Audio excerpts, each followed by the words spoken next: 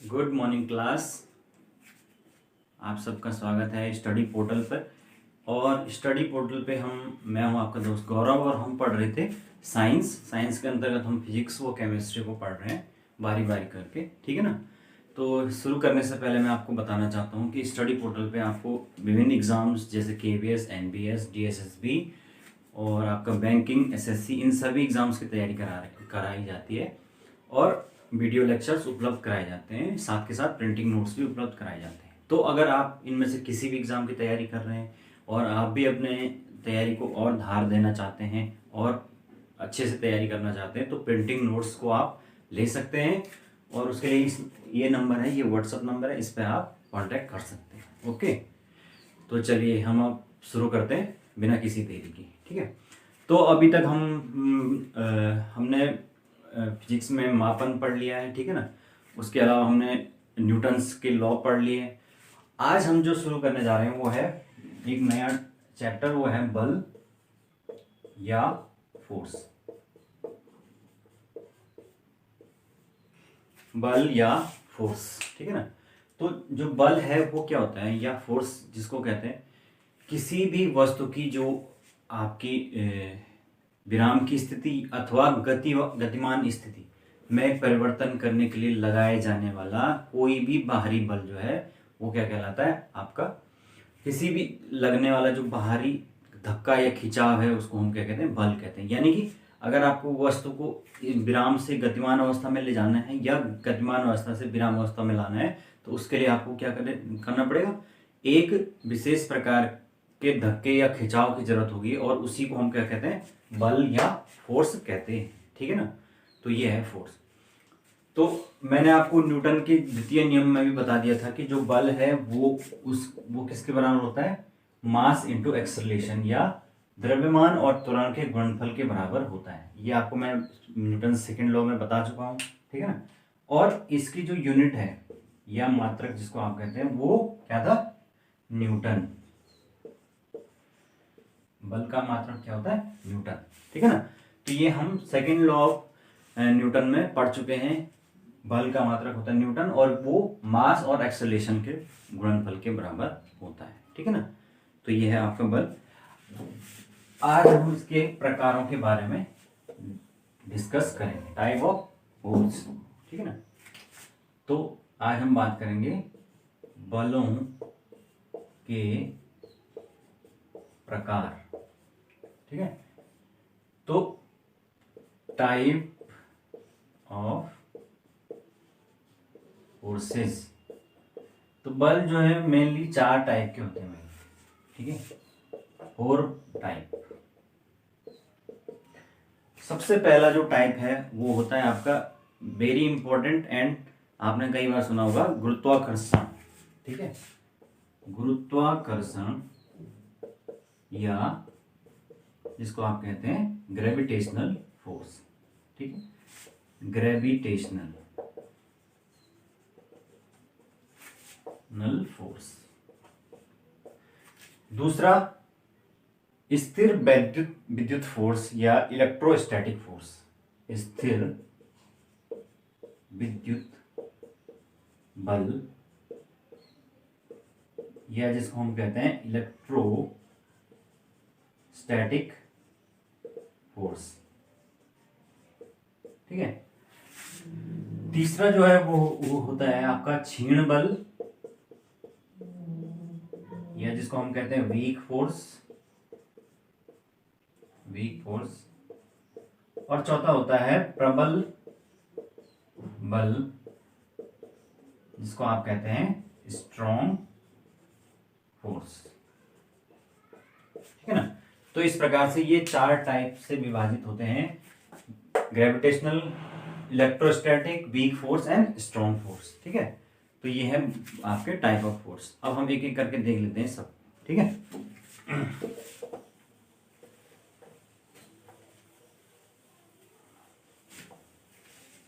तो चलिए सबसे पहले हम बात करेंगे, वेरी इंपॉर्टेंट, वो है गुरुत्वाकर्षण।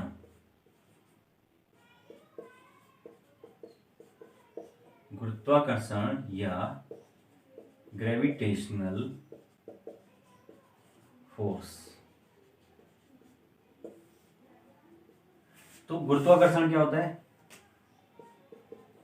किन्हीं भी दो पिंडों के बीच, कोई भी दो बॉडीज के बीच उनके अपने ही भार के कारण लगने वाले अट्रैक्शन फोर्स या आकर्षण बल को क्या कहते हैं? ग्रेविटी कहते हैं। ठीक है ना। अब इसको समझने के लिए हम देखते हैं कि कैसे, मतलब अब जैसे अगर सपोज मैं बोलूं कि ये एक केजी का एक कोई बॉडी है, पिंड है, और ये भी 1 kg का एक पिंड है, तो इनके बीच में भी क्या होगा? कुछ ना कुछ क्या होगा? अट्रैक्शन फोर्स लग रहा होगा, जो कि है कितने के बराबर होता है? 6.67 इंटू 10⁻⁻11 न्यूटन। इतना इनके बीच में फोर्स या बल लग रहा होता है। लेकिन चूंकि क्या है, ये जो बल है ये बहुत ही माइन्यूट है, बहुत ही सूक्ष्म है, बहुत कम है, तो इस वजह से ये दिखाई नहीं देता है या इनमें कोई भी अंतर नजर नहीं आता है, या ऐसा नहीं दिखता है कि ये एक दूसरे की तरफ अट्रैक्ट हो रहे हैं। लेकिन अगर मैं इन्हीं 1 kg की बॉडीज को बड़ा कर दूं और इसको एक पूरे ब्रह्मांड के बराबर मान लूं, तो इसके बाद क्या होगा? जो हमारे ब्रह्मांडीय पिंड है, जैसे कि सूर्य, तारे, हमारे जितने भी ग्रह हैं, वो क्या करते हैं? एक दूसरे को आकर्षित करते हैं अपने ही भार के कारण। तो वो क्या है?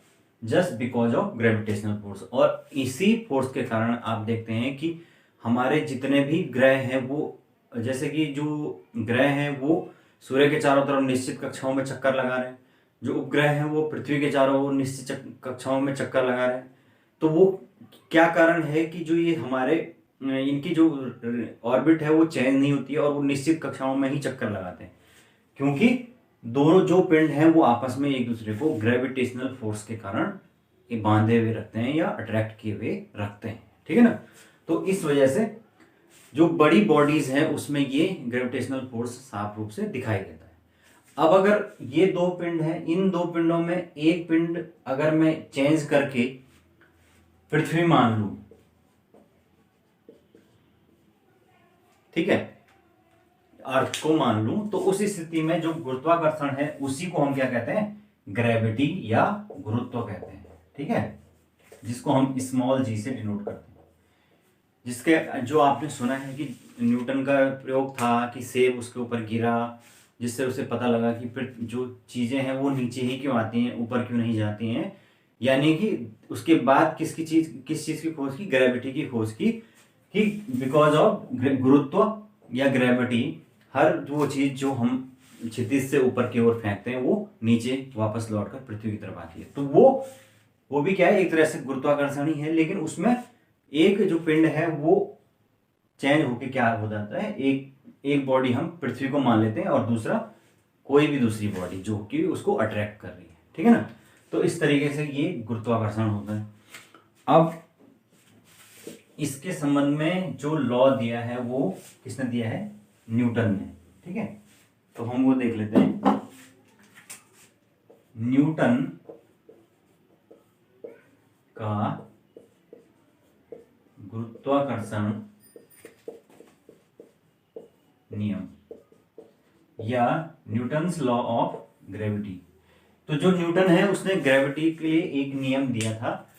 उसने बोला कि अगर कोई भी दो पिंड हैं, सपोज m1 m2, और वो एक निश्चित दूरी डिस्टेंस r पर रखे गए हैं, तो जो आपका ग्रेविटेशनल फोर्स F होता है वो उन दोनों पिंडों के द्रव्यमानों के गुणनफल के बराबर होता है, और उनके बीच की जो दूरी है उसके इनवर्सली प्रोपोर्शनल या व्युत्क्रमानुपाती होता है, और उनके द्रव्यमानों के गुणनफल के समानुपाती होता है। अब क्या है इसका मतलब? जैसे कि मैं, ये एक पिंड है और ये दूसरा पिंड है, या बॉडी जिसको कहते हैं हम, कोई भी दो बॉडीज हैं, इसका जो मास है वो m1 है और इसका m2, और इनके बीच की जो दूरी है वो r है। ठीक है, तो न्यूटन के लॉ के अनुसार जो लगने वाला ग्रेविटेशनल फोर्स F है वो इक्वल टू होगा, वो प्रोपोर्शनल होगा किसके? m1 इंटू m2, यानी कि दोनों की मल्टीप्लीकेशन के प्रोपोर्शनल होगा, और F जो है अगेन इनवर्सली प्रोपोर्शनल होगा किसके? उनके बीच की डिस्टेंस की, यानी 1/r²।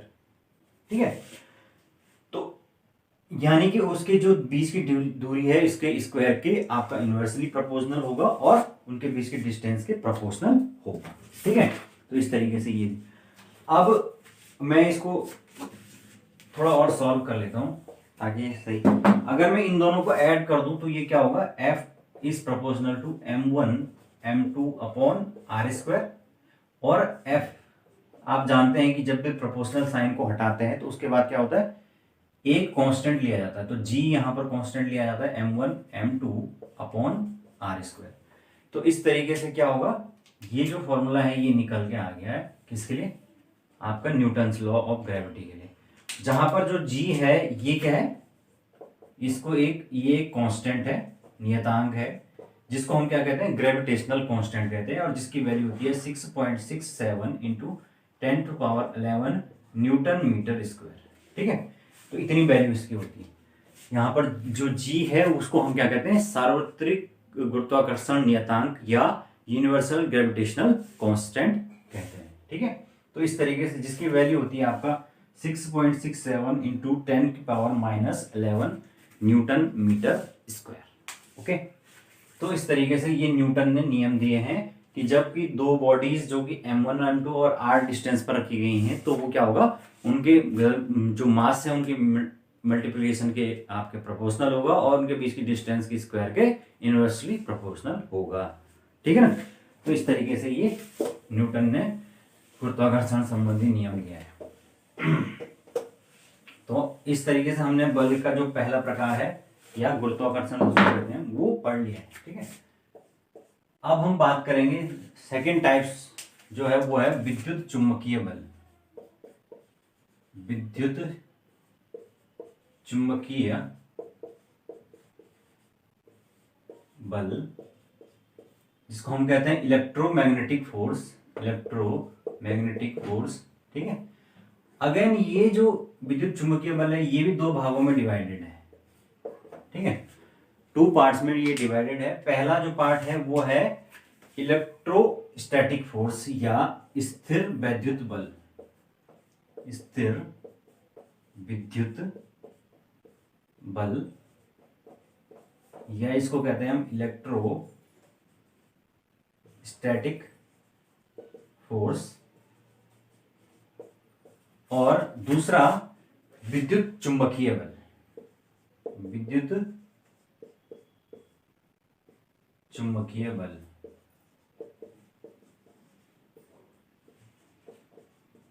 या electromagnetic force. Okay, electromagnetic force या इसको सिंपली चुंबकीय बल या मैग्नेटिक फोर्स भी कहा जाता है। तो क्या है भाई, इसमें क्या अंतर है, स्थिर जो विद्युत बल है इसको अलग से ही समझना पड़ेगा, यहाँ पे जगह नहीं है।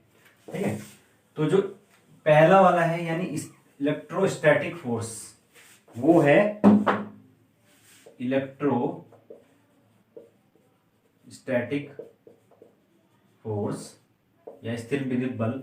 ये किन्हीं भी दो आवेशों के मध्य लगने वाला है, मतलब कोई भी चार्ज है जैसे Q1 और ये Q2, इनके बीच जो है वो एक फोर्स काम करता है, उसी फोर्स को हम कहते हैं इलेक्ट्रोस्टैटिक फोर्स। ठीक है, और वो ये जो चार्ज हैं ये Q1 और Q2 ये कैसे भी हो सकते हैं, ये दोनों पॉजिटिव भी हो सकते हैं, एक पॉजिटिव एक नेगेटिव हो सकता है, या ये नेगेटिव या एक पॉजिटिव हो सकता है। यानी कि ये चार्ज किसी भी प्रकार के हों लेकिन इनके मध्य हमेशा एक क्या होगा, एक फोर्स ऑफ अट्रैक्शन काम करेगा और उसी को हम कहते हैं इलेक्ट्रोस्टैटिक फोर्स कहते हैं। ठीक है, तो सिंपल है। और नेक्स्ट हम बात करेंगे मैग्नेटिक फोर्स या चुंबकीय बल।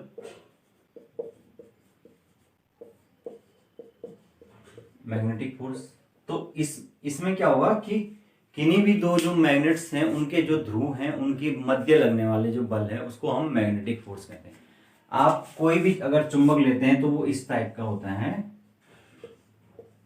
उसका जो एक साइड होता है वो उसको कहते हैं नॉर्थ पोल और एक को कहते हैं साउथ पोल, फिर अगेन ये साउथ पोल और ये नॉर्थ पोल। तो आप देख सकते, आपने व्यवहार में भी कभी चुंबक को देखा होगा बचपन में तोड़ के, तो एक साइड से तो वो आपस में अट्रैक्ट करते हैं, जबकि अगर दूसरी साइड से घुमा दिया जाए तो वो क्या करते हैं, रिपेल करते हैं या प्रतिकर्षित होते हैं। होते हैं कि नहीं होते? क्योंकि अगर उसके जो ये सेम साइड है, साउथ साउथ पोल, अगर ये नजदीक लाए जाएंगे तो ये क्या करेंगे, प्रतिकर्षित होंगे। वहीं अगर दोनों इस प्रकार से लाए जाएंगे नजदीक, देखा जाए, देखो अगर यहां नॉर्थ पोल और ये साउथ पोल और ये साउथ, यानी कि अपोजिट जो पोल अगर नजदीक लाए जाएंगे तो क्या होंगे, अट्रैक्ट होंगे, क्योंकि अपोजिट ऑलवेज अट्रैक्ट। तो इसीलिए जो मैग्नेटिक फोर्स है वो क्या है, किन्हीं भी दो ध्रुवों के मध्य काम, चुंबकीय ध्रुवों के मध्य काम करने वाला बल है। ठीक है ना, तो समझ गए आप। तो इस प्रकार से हमने देखा क्या, विद्युत चुंबकीय बल दो प्रकार के होते हैं, एक तो स्थिर विद्युत चुंबकीय और दूसरा आपका चुंबकीय बल। तो ये हो गया। अब नेक्स्ट चलते हैं हम दुर्बल व प्रबल बल। सबसे पहले हम बात करेंगे स्ट्रॉन्ग फोर्स, प्रबल बल की या स्ट्रॉन्ग फोर्स। तो ये क्या होता है, मैंने आपको बताया है केमिस्ट्री में कि ये आपका न्यूक्लियस होता है और इसके चारों तरफ इस तरीके से ये आपकी ऑर्बिट्स होती हैं। न्यूक्लियस में क्या होता है, positive charge proton plus nucleus जो कि क्या होता है, उदासीन होते हैं, और इसके चारों तरफ क्या होते हैं, जो रिवॉल्व करते हैं वो इलेक्ट्रॉन्स रिवॉल्व करते हैं। ठीक है ना। तो जो इसका न्यूक्लियस है, इसमें प्रोटॉन तथा न्यूट्रॉन के बीच में भी क्या होता है, एक स्ट्रॉन्ग फोर्स काम कर रहा होता है, काफी मजबूत फोर्स होता है, बल होता है, जो कि इनको क्या करता है, इस यहाँ पर बांधे हुए रखता है। तो उसी फोर्स को हम कहते हैं प्रबल बल या स्ट्रॉन्ग फोर्स, जो कि न्यूक्लियस या नाभिक में प्रोटॉन और न्यूट्रॉन्स को आपस में बांधे हुए रखता है या उनको जकड़ के रखता है, उनको एक साथ रखता है। ठीक है ना। तो इस तरीके से ये आप समझ चुके हैं प्रबल बल या स्ट्रॉन्ग फोर्स। नाउ एक इसमें अब जो है दुर्बल बल, ये थोड़ा क्रूशियल है। ठीक है, इसको क्योंकि इसमें उन्होंने जो दुर्बल बल या वीक फोर्स, ये नॉर्मल तत्वों में नहीं बल्कि ये रेडियो एक्टिव तत्वों के में प्रदर्शित होता है। रेडियो एक्टिव, अब आप कहेंगे ये रेडियो एक्टिव क्या होता है। रेडियो एक्टिव कई बार आपने सुना होगा, जो रेडियो एक्टिव तत्व होते हैं उसका मतलब होता है कि ऐसे तत्व जो कि लगातार क्या करते हैं, रेडिएशन को निकालते हैं, यानी कि उन तत्वों से लगातार कुछ ना कुछ किरणें क्या होती हैं, निकलती रहती हैं, वो कंटिन्यूस बेसिस पे, और बहुत सारी किरणें होती हैं जैसे अल्फा गामा बीटा, इस तरीके की किरणें होती हैं। तो वो एक्चुअली में क्या होते हैं, प्रोटॉन्स इलेक्ट्रॉन्स ही निकल रहे होते हैं, जो कि आप उनको अल्फा बीटा गामा नाम देते हैं, वो हम आगे पढ़ेंगे।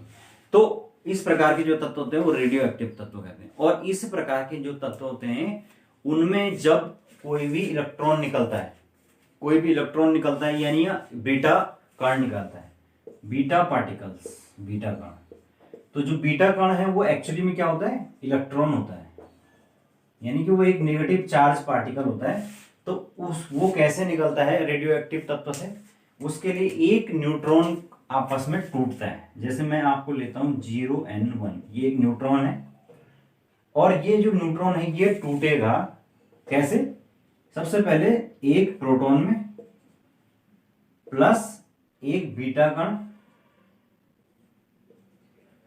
एक बीटा कण जो कि एक्चुअली में क्या है, इलेक्ट्रॉन ही है, और तीसरा एक और पार्टिकल निकलता है, इसको कहते हैं एंटी न्यूट्रिनो, एंटी न्यूट्रिनो। ठीक है ना, उसको गामा से डिनोट करते हैं, गामा एंटी न्यूट्रिनो। तो भाई जो बीटा पार्टिकल है जो एक्चुअली में इलेक्ट्रॉन होता है वो तो निकल जाएगा रेडियो एक्टिव डिके में, और बाकी जो बचे हुए प्रोटॉन और ये आपका एंटी न्यूट्रिनो है, इनके बीच में क्या होगा, कुछ ना कुछ इंटरेक्शन होगा, और वो जो इंटरेक्शन है वो हालांकि बहुत वीक होगा, लेकिन कुछ ना कुछ इंटरेक्शन होगा। तो वो जो इनके बीच में होने वाला इंटरेक्शन है वही क्या है, वीक फोर्स या दुर्बल बल है, यानी कि वो ज्यादा स्ट्रांग नहीं होता है लेकिन होता है। ठीक है ना, और उसी को हम वीक फोर्स कहते हैं। ठीक है ना।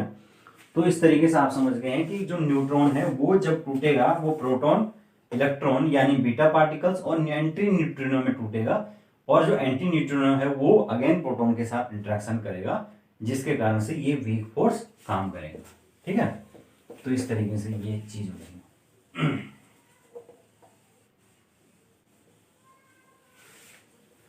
चलिए आगे चलते हैं। तो यहां तक हो गया है ना।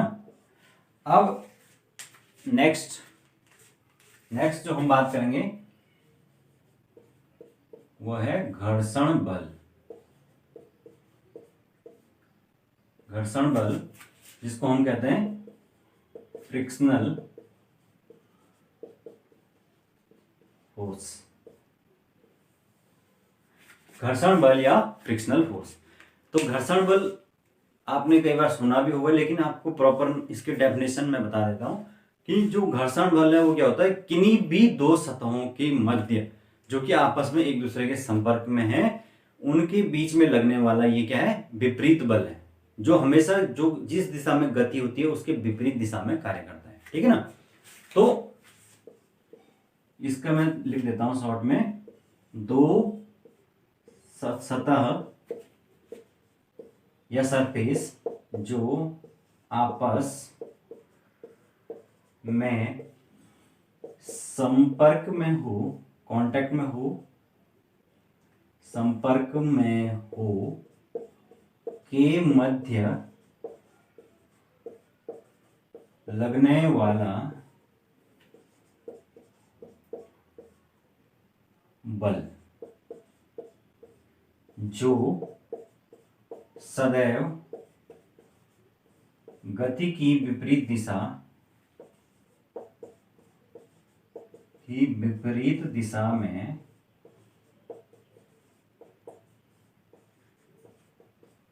कार्य करता है। ठीक है ना। जिस दिशा में गति होगी, जैसे इस दिशा में गति होगी तो ये विपरीत दिशा की तरफ कार्य करेगा घर्षण बल। ठीक है ना। तो ये है आपका घर्षण बल और फ्रिक्शनल फोर्स। अब हम इसके कुछ टाइप देख लेते हैं। ठीक है ना, फिर उसको तभी हम डिटेल में एक एक करके देखते हैं। तो भाई जो घर्षण बल है वो मुख्यतः कितने प्रकार का होता है, 3 प्रकार का होता है।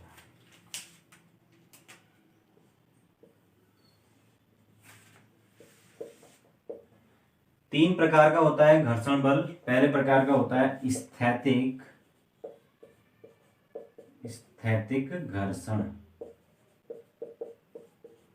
या जिसको हम कहते हैं स्टैटिक फ्रिक्शन। दूसरा कहते हैं सर्पी घर्षण। ठीक है। और तीसरा होता है आपका लोटनिक घर्षण।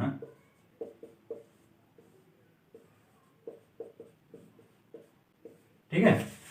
इसको कहते हैं आप सर्पी को क्या कहते हैं, स्लाइडिंग फ्रिक्शन, और इसको कहते हैं आप रोलिंग फ्रिक्शन। ठीक है। तो इस प्रकार से 3 प्रकार से हम क्या करते हैं, आपका फ्रिक्शनल फोर्स को डिवाइड करते हैं, static friction, sliding friction and rolling friction. देख लेते हैं एक एक करके क्या होता है। स्टैटिक जो फ्रिक्शन है या स्टैटिक, स्थैतिक नाम से ही लग रहा है, तो ये किन्हीं भी दो सरफेस के मध्य काम करेगा यदि हम एक सरफेस को दूसरे के ऊपर चलाएं लेकिन उसमें कोई भी गति ना हो। समझ गए। जैसे कि मैं अगर एग्जांपल दूं इसमें, अगर मैं किसी ऐसे बक्से को खींच रहा हूं या एक ऐसे बैग को खींच रहा हूं जो कि काफी भारी है और हमें किसी फर्श पर इसको रगड़ रहा हूं लेकिन मेरे से ये हिलता ही नहीं है, यानी मैं इसको खींचने में असमर्थ हूं, तो इसका मतलब उन दोनों, हमारे उस बैग या बक्से और उस फर्श के मध्य जो बल काम कर रहा है वो कौन सा घर्षण है, स्थैतिक घर्षण। समझ गए। क्योंकि स्थैतिक जो घर्षण है वो लगने वाले बल के बराबर ही होता है, तो इस वजह से क्या होगा, वो चीज हमारी मूव नहीं हो पाएगी, हम उसको नहीं खिसका पाएंगे। समझ गए। यानी कि ठोस सतहों के मध्य इसने काम किया। अब सेकंड पे चलते हैं, सर्पी घर्षण या स्लाइडिंग फ्रिक्शन। तो स्लाइडिंग फ्रिक्शन उन दो सतहों के मध्य काम करेगा जबकि एक सतह दूसरी, अगर कोई चीज हम किसी सतह पर खींच रहे हैं, है ना, हम उसको सतह पर खींचने में समर्थ हैं, तो उनके मध्य उस स्थिति में जो काम कर रहा होगा वो है सर्पी घर्षण या स्लाइडिंग फ्रिक्शन। जैसे कि अगर हमें पकड़ के किसी चीज को खींच के ले जाता हूं और वो सक्षम है, मैं उसको खींचने में सक्षम हूं, तो वो क्या होगा, जिस दिशा में मैं उसको खींचूंगा उसके ठीक विपरीत दिशा में क्या होगा, एक बल काम करेगा, और वो बल कौन सा होगा, सर्पी घर्षण या स्लाइडिंग फ्रिक्शन होता है। सिंपल। इसी प्रकार लोटनिक घर्षण।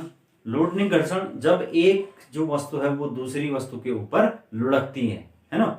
जैसे कि अगर कोई टायर लुढ़क के आ रहा है, कहीं से कोई पत्थर ऊपर से आ रहा है, चट्टान से आ रहा है, तो आपने देखा है कि जब वो चट्टान से आता है तो उसके अंदर कितनी क्या होती है, पोटेंशियल एनर्जी होता है, और कितना वो फोर्स से आता है। तो वो क्या है, उसका कारण क्या है, लोटनिक घर्षण जो है वो कम होता है अपेक्षाकृत स्थैतिक घर्षण। ठीक है, तो इस प्रकार से ये 3 प्रकार के घर्षण होते हैं। ठीक है, अब घर्षण के बारे में कुछ चीजें नोट करने वाली हैं, जो कि मैं लिखा देता हूं आपको, जो आपको नोट करनी है। तो जो नोट है, पहला नोट ये है कि घर्षण बल जो है, घर्षण बल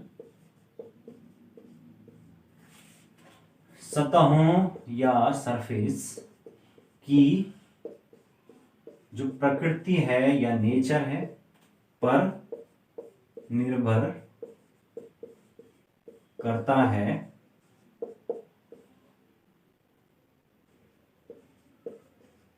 ना कि एरिया या क्षेत्रफल पर। ठीक है, इसका क्या मतलब हुआ कि जो घर्षण बल है वो हमेशा क्या करेगा, वो डिपेंड करेगा इस चीज पर कि जो दोनों स्लाइडिंग सरफेस है या जो दो सरफेस आपस में कांटेक्ट में है वो किस प्रकार के नेचर के हैं, वो रिजिड हैं, वो सॉफ्ट हैं, वो चिकने हैं, किस तरह के, न कि इस बात पर डिपेंड करेगा कि उन कितना जो क्षेत्रफल है वो आपस में कांटेक्ट में आ रहा है, कितना एरिया कांटेक्ट में आ रहा है। यानी कि एरिया के ऊपर डिपेंड नहीं करेगा, बल्कि डिपेंड करेगा किसके ऊपर, उन दो सरफेस के नेचर के ऊपर डिपेंड करेगा। ठीक है ना, तो ये आपको इंपॉर्टेंट चीज इसमें याद रखनी है। दूसरा, इसमें एक वो भी याद रखना आपको कि सबसे ज्यादा किसमें होता है, तो तीनों जो घर्षण बल है उसमें सबसे अधिक या सबसे ज्यादा जो लगता है वो है स्थैतिक घर्षण या स्टैटिक फ्रिक्शन, और सबसे जो कम लगेगा वो लगेगा आपका कौन सा, जाहिर सी बात है, लोटनिक घर्षण।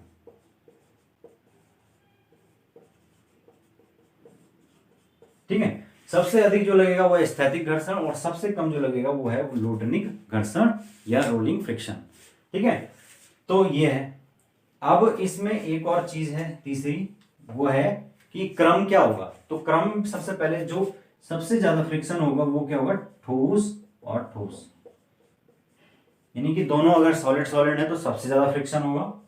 दूसरा होगा ठोस,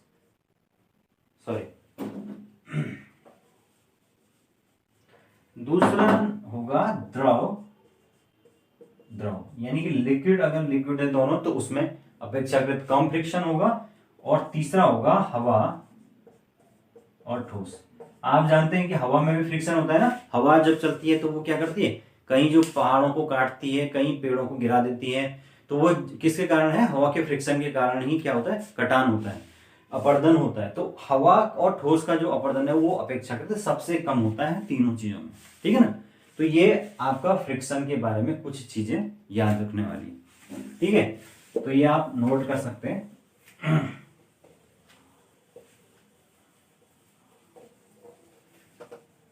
नाउ हम बात करेंगे कि क्या फ्रिक्शन के कोई लाभ हैं। यहां पर हम नोट किया था ना कि लाभ व हानि।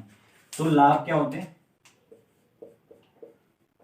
लाभ, तो लाभ यानी बेनिफिट्स क्या हैं। तो बेनिफिट्स ये हैं कि फ्रिक्शन होने के कारण ही हम क्या करते हैं, सीधे खड़े हो सकते हैं, जब अभी मैं यहाँ पे खड़ा हूं, या हम चल सकते हैं। क्यों, क्योंकि जब हम चलते हैं तो हमारे न्यूटन्स के थर्ड लॉ के अकॉर्डिंग हम क्या करते हैं, हम जमीन को धक्का दे, हमारे पैरों से जमीन पे धक्का लगता है और उसकी प्रतिक्रिया स्वरूप हम आगे बढ़ते हैं, है ना। अगर हम किसी चिकनी सतह पे चल रहे हैं जहां पर कि कोई भी फ्रिक्शन नहीं है, तो वहां पर हम चल ही नहीं सकते हैं। जैसे एग्जाम्पल के तौर पे, जैसे ही आपका पाँव केले के छिलके ऊपर पड़ता है तो आप फिसल जाते हैं। क्यों? क्योंकि फ्रिक्शन खत्म हो जाता है, फ्रिक्शन समाप्त हो जाता है। ठीक है, तो ये एक बड़ा कारण है कि ये एक लाभ है एक तरह से जो फ्रिक्शन है। ठीक है ना। दूसरा, अगर मैं इसकी बात करूं घर्षण से क्या लाभ है, हाँ तो वही है, पहिए जो आपके चलते हैं, पहला तो जो है वो मनुष्यों को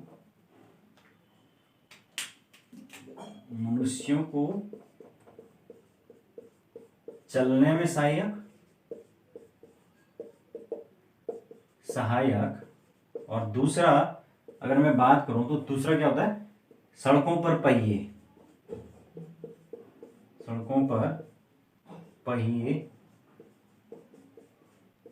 के चलने में सहायक।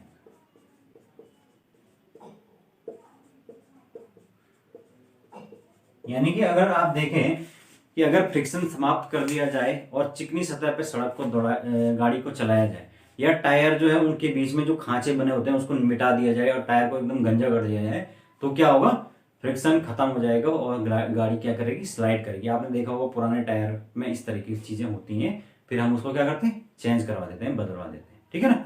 तो इस तरीके से ये काम करता है। तो ये है आपके लाभ।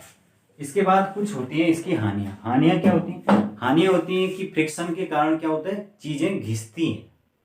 क्योंकि जब दो चीजें चलेंगी, जब कोई भी मशीन है वो क्या करेगी, आपस में ऐसे काम करती रहेगी, फ्रिक्शन होती रहेगी, जिसके कारण उसमें क्या होगा, टूट फूट होती रहती है और वो घिसती भी रहती है टाइम टू टाइम। तो ये इसका नुकसान है। तो इस तरीके के नुकसान, या मशीन जैसे आपके इंजन होते हैं, इंजन जैसे जो पिस्टन होता है वो घिसता है, कई बार इंजन में आग भी लग जाती है गर्म होने के कारण। तो ये इसके कुछ नुकसान है फ्रिक्शन। और ये फ्रिक्शन जो है या घर्षण है उसको कम करने के लिए हम क्या करते हैं, लुब्रिकेंट्स का इस्तेमाल करते हैं। लुब्रिकेंट्स यानी कि कोई ऐसी चीज जो कि सॉफ्ट बनाएगी सतह को, जैसे कि ग्रीस हो गया, ऑयल हो गया, इस तरीके की चीजें है ना, जो क्या करती है, जो सॉफ्ट कर देती है सरफेस को और उसके बाद फ्रिक्शन को कम करती है। और जो आपने देखा होगा घरों में शटर होते हैं उसके बीच में हम डालते हैं ग्रीस को, क्यों, ताकि फ्रिक्शन कम हो और शटर आसानी से मूव हो।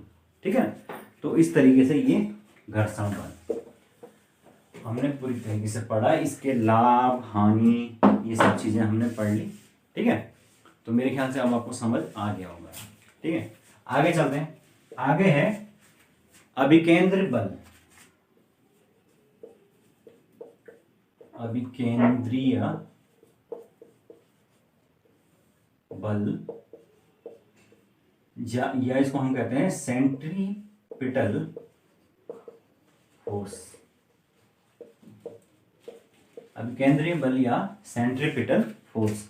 ठीक है, तो सेंट्रीपिटल फोर्स क्या होता है भाई, कोई भी जो वस्तु है जो वृत्ताकार मार्ग पर गति करती है उसका अंदर की तरफ क्या करना, एक फोर्स का अनुभव करना, केंद्र की तरफ, हमेशा वो एक केंद्र की तरफ फोर्स का अनुभव करेगी।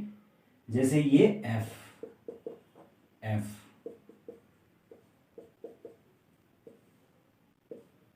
ठीक है, ये सपोज ए पॉइंट है, ये बी पॉइंट है। ठीक है,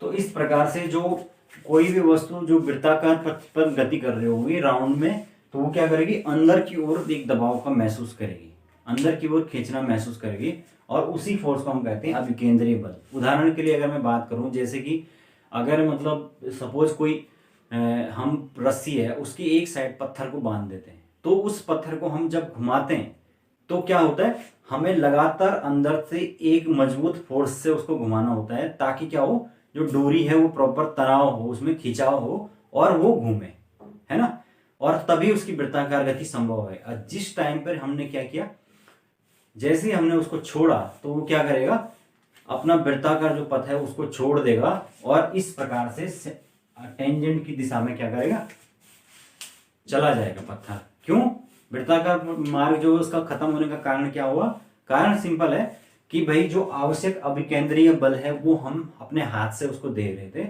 और जैसे ही हमने उसको देना बंद किया तो वो खत्म हो गया। ठीक है ना। इसका एक और एग्जांपल मैंने अभी आपको जो बताया था कि जो पृथ्वी है वो लगातार हमारे सूर्य के चारों तरफ घूम रही है, या हमारा जो ग्रह चंद्रमा है ये हमारे पृथ्वी के चारों तरफ घूम रहा है। क्यों, ये ग्रेविटी के कारण घूम रहा है, ग्रेविटेशनल फोर्स के कारण। और जो ग्रेविटेशनल फोर्स है वो क्या कर रहा है, आवश्यक अभिकेंद्रीय बल प्रदान कर रहा है, जिसके कारण जो उपग्रह है वो हमेशा एक वृत्ताकार मार्ग पर गति कर रहा है। अगर ये ग्रेविटेशनल फोर्स खत्म हो जाए तो वो अपनी कक्षा को छोड़ देगा, ठीक है ना, और वो अपनी कक्षा को छोड़कर बाहर निकल जाएगा। तो इस प्रकार से ये सेंट्रीपिटल फोर्स या अभिकेंद्रीय बल काम करता है, ठीक है। तो ये है अभिकेंद्रीय बल या सेंट्रीपिटल फोर्स, ठीक है। इसका जो फॉर्मूला भी होता है, फोर्स जो है, अगर ये मैं मान लूं कि ये फोर्स F काम कर रहा है और यहाँ पर रेडियस R है, तो इसका जो फॉर्मूला होता है फोर्स का वो होता है F बराबर mv upon R square, mv upon R square, ठीक है, mv square upon R, sorry mv square upon R, जहां पर v क्या है, v वेलोसिटी है उस वस्तु की या उस ऑब्जेक्ट की जो घूम रहा है, ठीक है। तो इस प्रकार से हमने बात कर दी अभिकेंद्रीय बल या सेंट्रीपिटल फोर्स। अब हम इसी से मिलते जुलते इसी के भाई की बात करेंगे, ठीक है, जो कि जिसका नाम होता है अपकेंद्रीय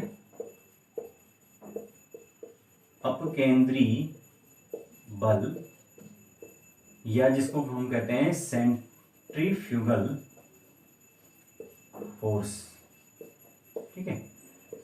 तो ये ठीक अभिकेंद्रीय बल के विपरीत दिशा की तरफ यानी कि बाहर की तरफ काम करता है, ठीक है। ये आपका F ये 0 सेंटर है और ये इस तरीके से फोर्स बाहर की तरफ काम करता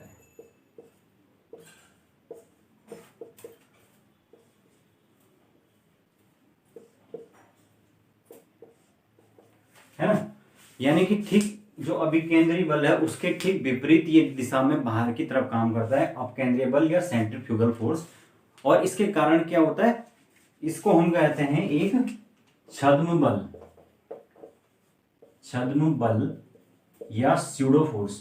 छद्म क्यों, ये छद्म बल इसलिए कहा जाता है क्योंकि ये वास्तव में कोई बल है ही नहीं, लेकिन ये महसूस होता है हमें बिकॉज ऑफ इनर्शिया या जड़त्व के कारण। जैसे कि अगर मैं किसी मोड़ में गाड़ी से जा रहा हूं, अचानक मुझे यू टर्न लेना है, ऐसे ये जा रहा हूं और अचानक यू टर्न लेना है, तो यू टर्न लेते ही जैसे ही मैंने गाड़ी घुमाई तो हम जो यात्री हैं वो ठीक जिस दिशा में गाड़ी को बाएं घुमाएंगे तो दाएं की तरफ उन पे क्या होता है, झटका महसूस होता है। क्यों, क्योंकि हमारा जो बॉडी है, आपने देखा है कि न्यूटन के फर्स्ट लॉ में जब जिस दिशा की तरफ हम जा रहे होते हैं तो बॉडी हमेशा उसी तरफ जाती है और वो अपने अवस्था में परिवर्तन का विरोध करती है। तो चूंकि ये ऐसे जा रही है और अचानक से कार यूं मुड़ गई, लेकिन हमारी जो बॉडी है उसकी टेंडेंसी तो उसी दिशा की तरफ जाने की है।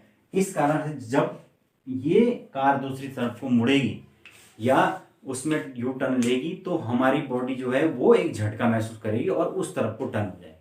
तो वास्तव में क्या हुआ, ये जड़त्व के कारण हमें एक बल महसूस हुआ और हमें लगा कि ये कोई क्या है, बाहर की तरफ हमें एक झटका या बल महसूस हो रहा है। तो ये इसीलिए इसको छद्म बल कहा जाता है, क्योंकि ये वास्तव में क्या है, जड़त्व के कारण अनुभव होने वाला बल है, वास्तव में ये कोई बल है ही नहीं, ठीक है ना। तो इससे इसको अपकेंद्रीय बल या आपका सेंट्रीफ्यूगल फोर्स कहते हैं। इसके कारण बहुत सारी चीजें आपको देखने को मिलती है, जैसे कि आप अगर कोई अगर जैसे कि जो गाड़ी है वो चलती है तो उसमें आप देखते हैं कि जो कीचड़ है वो हमेशा कीचड़ वाली सड़क पे चलते हुए जो टायर है वो ऊपर की तरफ टेंजेंट की तरफ कीचड़ को फेंकता है।